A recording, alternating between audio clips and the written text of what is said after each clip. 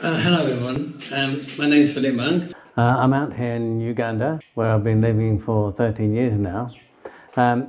Nick invited me today to say a few words about our project that I founded called Mbale Schools Band. I know Nick from when we used to play in the Leicestershire Schools Symphony Orchestra together.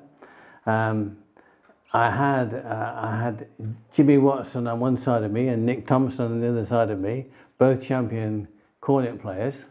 So it's not surprising that I never made it as a professional musician. Many years ago, in 2006 it was, I told one of my best friends that I was coming to Uganda to make the first decent sitting down reading music brass band. He said I was mad, which is probably right. You can't really come to Uganda and start a music project by itself. The country's got so many other humanitarian problems that you can only do music in conjunction with addressing these other problems.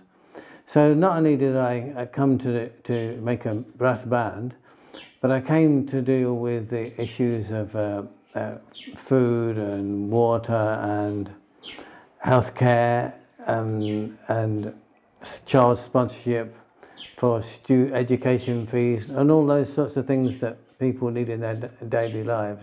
I'm not a doctor, I'm not a water engineer, so there's a limit to what I could do in these various issues. What I knew I could do is get my friends to help sponsor children through their education, and so therefore do music as well as education at the same time. So off I went in 2007 and I brought some instruments and I started at a school, a secondary school, called Highway School in a town called Soronko. I'd got permission from the headmaster and we did some lessons a couple of times a week. I had to explain to the children that music could be written down. They had no concept that music could actually be written down on paper. The music that brass bands play in Uganda is by ear. They play by memory and they just march along the road going da da da da da da da da da. They remember these traditional tunes. So when I explained to them that the music could actually be written down on paper, it was a big surprise to them. But we got a blackboard and I did the scale, C scale and so on. And slowly they learned. It was difficult. There's big challenges. I mean, just the normal day-to-day challenges of actually making sure that people knew what we were doing. I mean, some people thought we were doing witchcraft. It's, you know, it's a very, they'd never heard of a brass band style of music that we were trying to do. But I started them all on lesson 1 and of tune a day and stuff like that. So just to give you an idea, a background, I'm going to show you a little clip.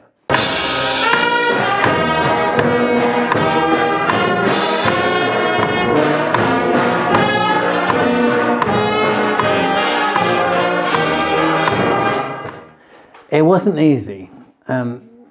What we found is although the headmaster of a school would say, oh great, yes, come and make a brass band in my school, the teachers didn't like it and still don't. Teachers in fact hate brass bands, mostly because they make a lot of noise when the other pupils are trying to study. And of course the lifeblood of brass bands in Uganda is functions. A customer comes along, offers some small money, and the band marches around town to celebrate their local event, and the children get some small pocket money to take home. So there's 100 brass bands in Uganda, and for those 100 brass bands, the children play to get that small pocket money, and that's what drives them on. Of course, when we started building bands in schools, as soon as the school children arrived with pocket money, the teachers wanted their share, even though they hadn't done anything. But there's no way the teachers are going to let the children get money without them getting something themselves. So that really set the whole thing into a difficult situation, because then it's this constant conflict about who's going to get how much and so on. I may hold the record for the most brass bands created in the world and the most brass bands that have collapsed, because you'd come to the school to do a band practice and you find the store was locked, or the teachers had moved the instruments, or the gates were shut, or the school curriculum and timetable had changed or whatever, and all the while the teachers weren't happy, and so on. So although I started bands in these schools, they nearly all collapsed. Not only was I starting bands in schools, but I was starting bands in outreach projects, in orphanages and NGOs and so on. We were doing okay, but not great, not great. The focus wasn't on music. And one by one, most of the bands collapsed. Mbale Schools Band was doing better because I lived in them near Mbale, and we were making some greater progress there because I was able to come and conduct the lessons myself, and that's where most of our focus was. And in the meantime, of course, I was dealing with all the humanitarian things. Children that were sick in the band. We did our first concert in the second year, and our first concert, my tenor horn player collapsed with malaria. I had to carry her to hospital. It's just such a struggle.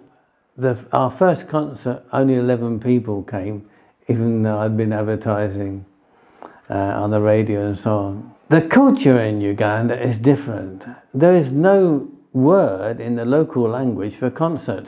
I slowly realised that what I was trying to do wasn't really something that was welcomed by the public in Uganda. The parents weren't interested, and mostly the children weren't interested, unless they could learn and then get some pocket money through playing at functions. But my eureka moment came, I suppose, halfway through the second year, really, when we were doing a rehearsal, and one child put their hand up and said, "Please, sir, why are we doing this?"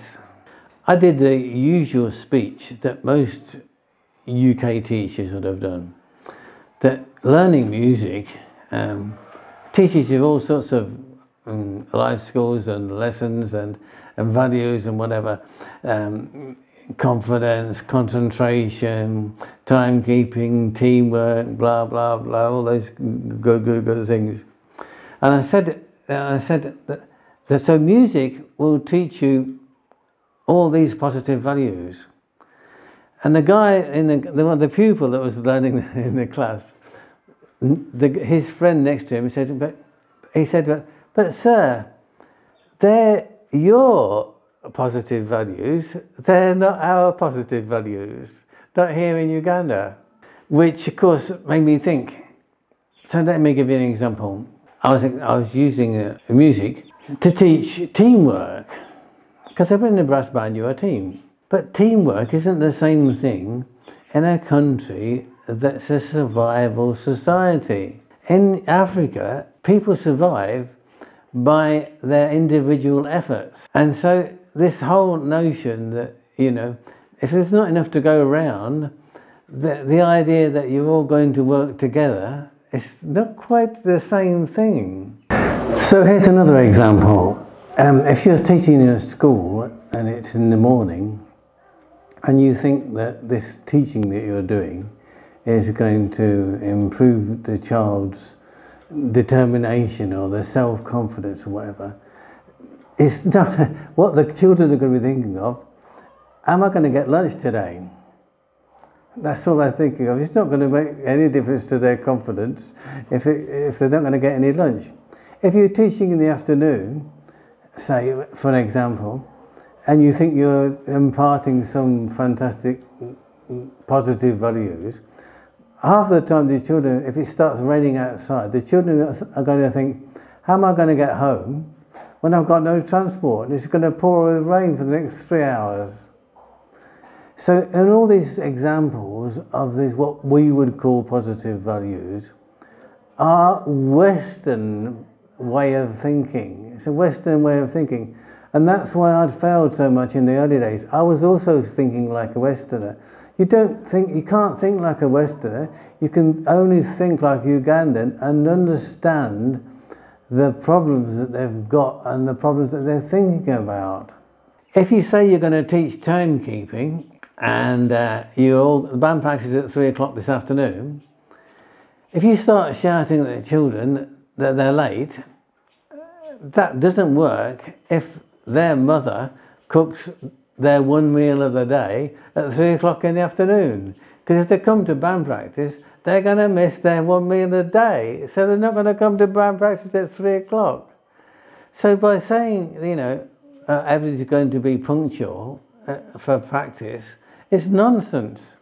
And I could slowly go through those values that we think music brings to people in the UK, and explain to them why society is not the same in Africa. So we're still making progress. Here in eastern Uganda, we've been working hard to establish a brass band program.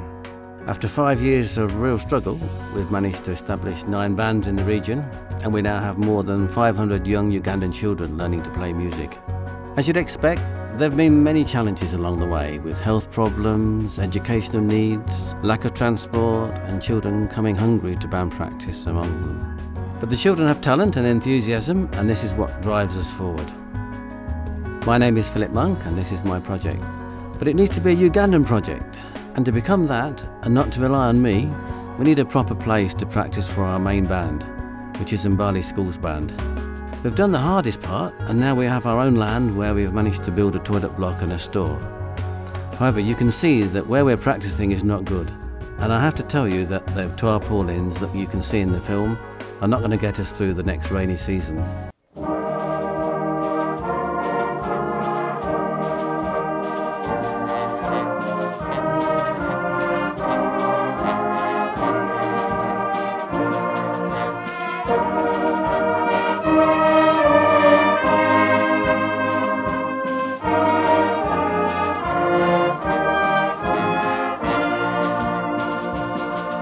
By 2012, we bought our own land and we'd raised enough money to build the music centre. If you remember last year from the video that we showed at Butlins, we were practicing under some torn tarpaulins. So we've made some big progress because we've made a band room. And if you remember last year we appealed for a band room. Of course, here in Africa, a band room isn't quite like an English band room. We don't actually need walls and windows. We just need a roof really for shade more than anything else. So you see here in the background we've made a different sort of band room. It's really something that keeps us out of the sun and out of the rain. By 2014 I'd accumulated the knowledge of what we've done so far and how to motivate the children, where to play, how to get them to come, what works, what doesn't work, and using those issues, these skills, we really started to make some good progress. So here's the band playing as first part of a march called Knight Templar.